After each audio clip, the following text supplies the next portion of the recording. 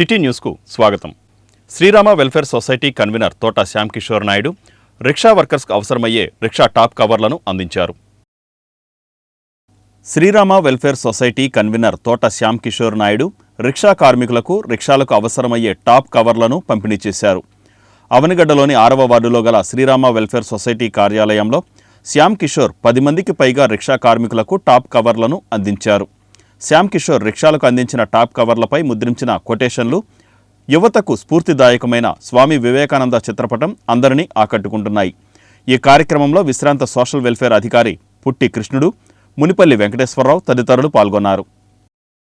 Social welfare society కార్యాలయం నందు అవనగడ్డలో ఉన్నటువంటి ఆ కార్యాలయంలో శ్రీ తోట శ్యామ్ కిషోర్ నాయుడు గారి ఆధ్వర్యంలో మరి అవనగడ్డలో నిరుపేద కుటుంబాలైనటువంటి రిక్షా కార్మికులు వారి యొక్క స్థితిగతుల్ని అంటే కొన్ని రిక్షాలు పైన టాప్ కూడా లేని పరిస్థితుల్లో రిక్షాలు నడపడం చూసి వారిని పిలిపించి మీరు ఇబ్బంది పడుతున్నారు కనుక మీరు అలాంటి ఇబ్బంది పడొద్దు, టాప్ కూడా లేకుండా చేస్తున్నారేంటి అని చేసి అలాంటి కార్మికులందరినీ కూడా గుర్తించి వారి కార్యాలయానికి రప్పించి ఈ రోజున వారి యొక్క సహృదయంతో వారి యొక్క దయాద్ర హృదయంతో మరి ఈ యొక్క రిక్షా కార్మికులందరికీ కూడా ఈ యొక్క రిక్షా పైనటువంటి కవర్స్ డిస్ట్రిబ్యూట్ చేయటం జరిగినది. మరి ఈ సందర్భంగా మరి తోట శ్యామ్ కిషోర్ గారి పేరు వెరగనటువంటి వారు లేరు. ఆయన ఈ ఏరియాలో అంటే మచిలీపట్నం కానీ పామర్రు ఇటు ఏరియా అక్కడ నుంచి డిఎస్సి నిరుద్యోగులకు టీడీపీ జనసేనలు అండగా నిలబడతాయని మాజీ ఉపసభాపతి మండలి బుద్ధప్రసాద్ అన్నారు. డిఎస్సి నిరుద్యోగులకు తెలుగుదేశం జనసేన పార్టీలు అండగా నిలబడతాయని మాజీ ఉపసభాపతి మండలి బుద్ధప్రసాద్ అన్నారు.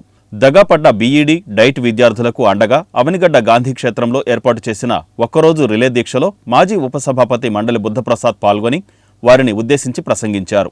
ఈ సందర్భంగా బుద్ధప్రసాద్ మాట్లాడుతూ రాష్ట్రంలో లక్షల సంఖ్యలో నిరుద్యోగులు డిఎస్సి నోటిఫికేషన్ కోసం 5 ఏళ్లుగా ఎదురుచూపులు చూస్తున్నారని అన్నారు. అధికారం చేపట్టి 5 ఏళ్లైనా ఒక్కసారి కూడా ఉపాధ్యాయ నియామక ఉత్తర్వులు ఇచ్చింది లేదని అన్నారు. రానున్నది తెలుగుదేశం జనసేన పార్టీల ఉమ్మడి ప్రభుత్వమని, ఉమ్మడి ప్రభుత్వం ఏర్పడగానే డిఎస్సి అభ్యర్థులకు తప్పకుండా న్యాయం చేస్తామన్నారు. తెలుగు యువత అధ్యక్షులు దండమూడి చౌదరి అధ్యక్షతన జరిగిన ఈ సభలో మాజీ పార్లమెంటు సభ్యులు కొనకళ్ళ నారాయణరావు, టీడీపీ నాయకులు మండలి వెంకట్రాం, కొల్లూరి వెంకటేశ్వరరావు, యాసం చిట్టిబాబు, బండే కనకదుర్గ, జనసేన నాయకులు గుడివాక శేషుబాబు తదితరులు పాల్గొన్నారు. మెగా డిఎస్సి ప్రకటిస్తానని చెప్పి ఈ నిరుద్యోగ యువతని నిలువున వంచింది.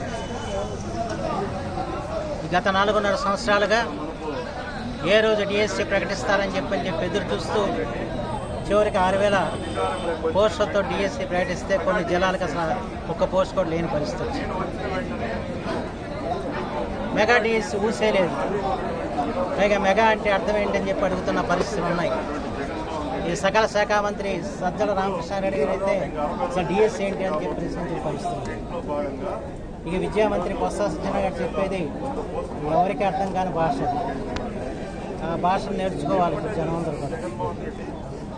ఆ రకంగా ఇవాళ ఎంతగా వంచారో చెప్పడానికి ఈ వంచనకు గురైన బీఈడీ డిఈడీ విద్యా చదివి ఈ రోజున డిఎస్సి కోసం ఎదురు చూస్తున్న వాళ్ళందరూ కూడా రోడ్డు మీద పడ్డ పరిస్థితి వచ్చాయి. ఈ రోజున ఇక్కడ తెలుగు యువత ఆధ్వర్యంలో జరిగిన ఈ నిరసన కార్యక్రమంలో ఒక్కొక్క యువకుడు యువతి మాట్లాడుతున్న మాటలు చూస్తూ ఉంటే నిజంగా జగన్మోహన్ రెడ్డి సిగ్గు తెచ్చుకోవాల్సిన విద్యార్థుల్ని కూడా చాలా నిర్లక్ష్యం చేసి వాళ్ళ జీవితాలన్నీ కూడా నాశనం చేశాడు. చంద్రబాబు నాయుడు గారి హయాంలో అయితే విద్యార్థులకి యువతకి ఉద్యోగ అవకాశాల కోసం చాలా ఎక్కువ ప్రాధాన్యత ఇచ్చి ఆయన ఆ రోజుల్లో డిఎస్సి నిర్వహించి 18,000 మందికి అవకాశాలు కల్పించాడు. చంద్రబాబు నాయుడు గారి జీవితం అంతా కూడా సాఫ్ట్వేర్ రంగాన్ని అభివృద్ధి చేసి చదువుకున్న విద్యార్థులకి వెంటనే ఉద్యోగాలు వచ్చేలాగా జాబ్ క్రియేషన్లో చంద్రబాబు నాయుడు గారు వరల్డ్లోనే నెంబర్ 1 అనే పేరు తెచ్చుకున్నాడు. మరి జగన్మోహన్ రెడ్డి అధికారంలోకి వచ్చిన తర్వాత ఏ పరిశ్రమలు లేవు, ఏ సాఫ్ట్వేర్ రంగాన్ని అభివృద్ధి చేయలేదు. ఇవాళ మెగా డిఎస్సి నిర్వహిస్తారని చెప్పి ఇప్పుడు 4.5 సంవత్సరాలుగా ఇప్పుడు వరకు ఏది నిర్వహించకుండా ఇవాళ ఏదో మోసపూరితమైన నామమాత్రమైన డిఎస్సి నిర్వహిస్తా ఉన్నాడు. ఇవాళ చదువుకున్న విద్యార్థులకి భవిష్యత్తు సూచించలేని ప్రభుత్వాలు కానీ ముఖ్యమంత్రి కానీ దేనికి రాష్ట్రంలో ముఖ్యంగా మీరు ఆలోచించాల్సింది చదువుకున్న విద్యార్థులకి ఉద్యోగ అవకాశాలు కల్పించాలి. ఇవాళ జగన్మోహన్ రెడ్డి అన్ని రంగాల్లో కూడా వైఫల్యం చెందాడు. రైతాంగాన్ని నిలువున ఉంచాడు. రైతాంగానికి ఏమాత్రం సపోర్ట్ చేయలేదు. బీసీలకి 56 కార్పొరేషన్లు ఇచ్చి ఏ ఒక్క కార్పొరేషన్ కూడా రాష్ట్రంలో డిఎస్సికి సంబంధించి కోచింగ్ తీసుకోవడంలో ప్రధాన కేంద్రంగా ఉన్నటువంటి అవనిగడ్డలో మన మండలి బుద్ధప్రసాద్ అదేవిధంగా కుమారుడు రాజాబాబు గారి ఆధ్వర్యంలో నిరుద్యోగ దీక్ష జరుగుతుంది. రాష్ట్రంలో దాదాపుగా 10 లక్షల మంది నిరుద్యోగులు డిఎస్సి కోసం కళ్లకు కాయలు కట్టేటట్టు ఎదురు చూస్తున్నారు. గతంలో ప్రతిపక్ష నాయకుడిగా ఉన్నటువంటి జగన్మోహన్ రెడ్డి గారు ఒక మాట అన్నాడు, ప్రచారంలోకి వెళ్ళి 23,000 టీచర్ పోస్టులు ఖాళీలు ఉన్నాయి. మన ప్రతిపక్షంలో ఉన్నటువంటి జగన్మోహన్ రెడ్డి ముఖ్యమంత్రి గారిని ఉద్దేశిస్తూ ఈ పెద్ద మనిషి 7,000 టీచర్ పోస్టులు ఇస్తున్నాము, ఆయన 4 సంవత్సరాల పాటు కాలయాపన చేసి గాడిదలు కాస్తున్నాడా అని చెప్పేసి చంద్రబాబు నాయుడు గారిని ఉద్దేశించి మాట్లాడాం. ఎస్, ఈ రోజు 5 సంవత్సరాల దగ్గర పడుతుంది. నువ్వు ఏ కంచెర గాడిదలకు నువ్వు పళ్ళు దొమ్ముతున్నావు? 5 ఏళ్ల పాటు డిఎస్సి అభ్యర్థులు నీ గుర్తుకు రాలేదా? మీ బిడ్డ ఏమో లండన్కి వెళ్లి ఉన్నత విద్య అభ్యసిస్తుంది, కానీ పేదలు బడుగు బలహీన వర్గాలకు సంబంధించినటువంటి పిల్లలు ప్రభుత్వ పాఠశాలలో చదువుకోవడానికి వాళ్ళను బోధించడానికి టీచర్ పోస్టును ఏ మాత్రం కూడా. పేదవాడి సొంతింటి కల నెరవేర్చిన జగన్మోహన్ రెడ్డికి అందరూ అండగా నిలబడాలని కౌన్సిలర్లు కటకం ప్రసాద్, పిచ్చుక సతీష్లు అన్నారు. పేదవాడి సొంతింటి కల నెరవేర్చిన ముఖ్యమంత్రి జగన్మోహన్ రెడ్డికి ప్రతి ఒక్కరూ అండదండలుగా నిలవాలని కౌన్సిలర్లు కటకం ప్రసాద్, పిచ్చుక సతీష్ అన్నారు. పెడన పట్టణంలోని 8వ సచివాలయంలో జగనన్న కాలనీ ఇళ్ల రిజిస్ట్రేషన్ ప్రక్రియను వారు పరిశీలించారు. ఈ సందర్భంగా వారు మాట్లాడుతూ దేశంలో ఎక్కడా లేని విధంగా అనేక సంక్షేమ పథకాలు సమర్థవంతంగా అమలు చేస్తూ రాష్ట్ర అభివృద్ధి ధ్యేయంగా నిరంతరం పనిచేస్తున్న జగన్మోహన్ రెడ్డిని మరలా ముఖ్యమంత్రిగా చేసుకోవాల్సిన బాధ్యత అందరిపై ఉందన్నారు. 8వ సచివాలయంలో 2021వ వార్డుకి సంబంధించి జగనన్న కాలనీలు రిజిస్ట్రేషన్ చేయడం జరుగుతుంది. అందులో భాగంగా ఈ కార్యక్రమంలో పాల్గొన్నటువంటి ఆర్ఐ గారు కానీ, అడ్మిన్ గారు కానీ, అలాగే వార్డు కౌన్సిలర్స్, లబ్ధిదారులందరికీ కూడా ముందుగా అందరికీ నమస్కారాలు తెలియజేస్తూ, ఈ కార్యక్రమం ఏ ప్రభుత్వం కూడా గతంలో చేయనటువంటి కార్యక్రమం ఇది. జగనన్న కాలనీలో ఎవరైతే లబ్ధి పొంది హౌసింగ్ కట్టుకున్నారో వాళ్ళందరికీ కూడా పక్కా రిజిస్ట్రేషన్ చేసి వాళ్ళకి లబ్ధిదారులకి రిజిస్ట్రేషన్ డాక్యుమెంట్ ఇవ్వడం జరుగుతుంది. ఇది భూ హక్కు చట్టం ద్వారా వాళ్ళకి సంక్రమిస్తున్నటువంటి ఈ సందర్భంలో వాళ్ళందరికీ కూడా శుభాకాంక్షలు తెలియజేసుకుంటూ, మరి ఎవరైతే పేద ఇంటి ఇల్లు సాకారం కావాలని కోరుకున్నారో వాళ్ళందరూ కూడా సాకారమయ్యే దిశగా ఈ ప్రభుత్వం జగన్మోహన్ రెడ్డి గారి ఆధ్వర్యంలో ఈ రోజున మన పెడనపట్నంలో 2250 జగనన్న కాలనీ ఇల్లు రిజిస్ట్రేషన్ జరగడం సంతోషం. మనందరూ కూడా ఎమ్మెల్యే పేర్ని నానిని విమర్శించే స్థాయి జనసేన నాయకులకు లేదని వైసీపీ నాయకులు పేర్కొన్నారు. మాజీ మంత్రి ఎమ్మెల్యే పేర్ని నానిని విమర్శించే స్థాయి జనసేన నాయకులు మాదివాడ రాము, బండి రామకృష్ణలకు లేదని వైసీపీ నాయకులు స్పష్టం చేశారు.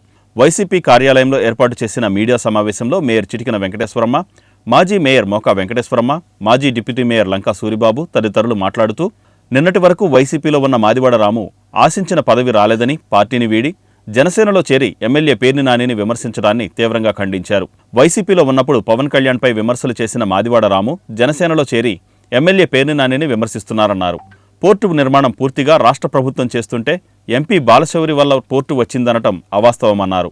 పోర్టు భూసేకరణకు రైతులను ఒకతాటిపైకి తెచ్చింది పేర్ని నాని అని వారు పేర్కొంటూ, ఎంపీ బాలశౌరి నియోజకవర్గ అభివృద్ధికి చేసిందేమిటని వారు ప్రశ్నించారు. ఈ సమావేశంలో కార్పొరేటర్లు మేకల సుధాకర్, పల్లి శేఖర్, వైసీపీ నాయకులు శీలం బాబ్జీ, మిరియాల రాంబాబు, వాలిశెట్టి రవిశంకర్, గాజుల నాగరాజు, మట్టా నాంచారయ్య తదితరులు పాల్గొన్నారు. జనసేన నాయకులు మాట్లాడుతున్నారు. మరి వాళ్ళు మాట్లాడే విధానం అయితే ఏం బాగోలేదు. ఒక బీసీ మహిళలుగా మమ్మల్ని గవర్నమెంట్ ప్రభుత్వం కానీ, నాని గారు కానీ గౌరవించి ప్రజలు కానీ మమ్మల్ని ఎన్నుకొని ఇవాళ ఈ స్థానంలో కూర్చోబెట్టారు. మరి మమ్మల్ని ఇంకా మీరు తేలిగ్గా చిన్నచూపు చూస్తూ మాట్లాడతాం ఎంతవరకు కరెక్ట్ అనేది మీరే తెలుసుకోవాలి. మరి పట్టాభి మెమోరియల్ కాగితాలు మాకు ఇచ్చామన్నారు. మాకైతే అక్కయ్య ఉన్నప్పుడు కానీ నాకు కానీ ఎవరు కూడా ఇవ్వలే. కమిషనర్ గారికి ఒక లెటర్ పారేసి వెళ్ళిపోయి వాళ్ళు ఇష్టం వచ్చినట్టు పెట్టేసి కోర్టులు ఎక్కేశారు. మరి బ్యాంకర్స్ వాళ్ళు వచ్చి మాకు కానీ కన్సల్ట్ చేసి మమ్మల్ని ఎవరు ఏం చెప్పలేదు, మాకు ఎవరు ఏం చెప్పలేదు. తర్వాత కొంతమంది నాయకులు ఎవరెవరో వచ్చి మేము ఇచ్చాము అయ్యాని అని చెప్పి పిచ్చి కాగితాలు ఒకటి తీసుకొచ్చి ఇవ్వడం జరిగింది. మరి మహిళలు మాట్లాడేటప్పుడు ఇంత తక్కువ చేసి మాట్లాడతాం, వాళ్ళకి సంస్కారానికే వదిలేస్తున్నాము. ఎప్పుడు కూడా ఇలా మాట్లాడితే ప్రజలు ఎవరు హర్షించరు. ఇవాళ ప్రభుత్వాలు పార్టీలు వస్తూ ఉంటాయి, వెళ్తూ ఉంటాయి. మనుషులు ఎలాంటి వాళ్ళు ఎలా బ్రతుకుతున్నారు అనేది గమనిస్తూ మాట్లాడాలి. వాళ్ళ సమాజంలో బ్రతుకుతున్నప్పుడు ఎలా పడితే అలా మాట్లాడితే వాళ్ళు నమ్మే పరిస్థితుల్లో ఎవరు జనాలు కూడా లేరు. మరి ఎంపీగా ఉండి ఆయన మాకు ఏ ఒక్కరోజు కూడా మమ్మల్ని పలకరించిన కూడా లేదు. మేము ఇన్ని సంవత్సరాల నుంచి రాజకీయంలో ఉన్నామంటే మా రాజకీయ గురువులు పేరు వెంకటరామయ్య గారితోనే ఉన్నాము. ఆయన మాకు ఎలాంటి సంస్కారంగా రాజకీయ నాయకులు తయారు చేశారు, కానీ ఎలా పడితే అలా అబద్ధాలు మాట్లాడతాం మాకు నేర్పలేదు. మా వైఎస్ఆర్ కుటుంబ సభ్యులు అందరం కూడా ఒకే మాట మీద ఉంటాం. ఎప్పుడు కూడా ఆయన మాటకి ఏనాడు ఎదురు చెప్పే పరిస్థితి లేదు. మరి అబద్ధాలు చెప్పడం కూడా మాకు రావు. అలాంటప్పుడు మీరు ఏది పడితే అది మాట్లాడితే ప్రజలు ఎవరో నమ్మే పరిస్థితిలో లేరు. మీరు ఫస్ట్ మనుషులు గౌరవించి మాట్లాడటం నేర్చుకుంటే బాగుంటుంది. నిన్నటిదాకా ఇక్కడ పురుటినొప్పులు పోకముందే అక్కడికి వెళ్ళిపోయి వీళ్ళు ఎలాంటి వాళ్ళు అంటే రాము గారు వాళ్ళు సీజన్ టికెట్ లాంటి వాడు. ప్రజారాజ్యంలో తిరిగాడు, కాంగ్రెస్ని తిట్టాడు, వైఎస్ఆర్లోకి వచ్చాడు, జనసేనని తిట్టాడు, మళ్ళీ వైఎస్ఆర్ నుంచి ఏదో ఆశించాడు. ఆయనేమో స్థాయి చిన్నది పదవి పెద్దది కావాలని ఆశించాడు. అక్కడ జగన్మోహన్ రెడ్డి గారు పక్కన ఉండరా బాబు అని చెప్పాడు. ఈ మళ్ళీ జనసేనలోకి వెళ్ళి వైఎస్ఆర్ని తిడతాం. మన బాడిగి రామకృష్ణ గారు మచిలీపట్నం పార్లమెంట్ సభ్యులైన తర్వాత ఎన్ని ట్రైన్లు తీసుకొచ్చాడు. బాలశౌరి గారు వచ్చిన తర్వాత ఈ 5 ఏళ్ళలో ఉన్న ట్రైన్లన్నీ వెళ్ళిపోయినాయి. పార్లమెంటు నెంబరు ఏం చేయాలి? కేంద్రంలో ఉన్న నిధులు కానీ లేకపోతే ఈ రైల్వే కానీ ఇలాంటి సంబంధించినవి కూడా నువ్వు ఏదైనా పార్లమెంట్లో మాట్లాడో ఆ శాఖకు సంబంధించి మాట్లాడి నువ్వు మన బందరికి కావాల్సిన నిధులు తేవాలి. 5 ఏళ్ళలో ₹1 బిల్ల ఇక్కడ పెట్టలా. నీకు వచ్చిన గ్రాంటు పోర్ట్ అంటావు. పోర్టు నీకు సంబంధం ఏంటి? మన స్టేట్ గవర్నమెంటు తీసుకొని చేస్తుంది. లేదు బీజేపీతో జగన్మోహన్ రెడ్డి సత్సంబంధం లేకపోతే నేను బీజేపీతో మోడీ గారిని కలిపి జగన్మోహన్ రెడ్డి గారిని కలిపాను అనొచ్చు. వాళ్ళిద్దరికి సంబంధాలు ఉన్నాయి. నువ్వు 2019కు ముందు నువ్వెవరో మాకు తెలియదు. జగన్మోహన్ రెడ్డి గారు పేరు నాని గారు తీసుకొచ్చి ఇతను మీకు పార్లమెంటు నెంబర్గా పెడుతున్నాం, మనం 2 ఓట్లు ప్యాన్ గుర్తుకు వేయాలి, బాలచౌరి గారిని గెలిపించమంటే ఆ రోజున వైఎస్ఆర్ కుటుంబ సభ్యులందరూ కూడా ప్యాన్ గుర్తుకేసి గెలిపించారు. ఇవాళ నువ్వు అవాకులు చవాకులు పేలుతున్నావు. సిద్ధం అంటే పారిపోవడానికి సిద్ధం అంటే నువ్వు పారిపోయావు కదండి.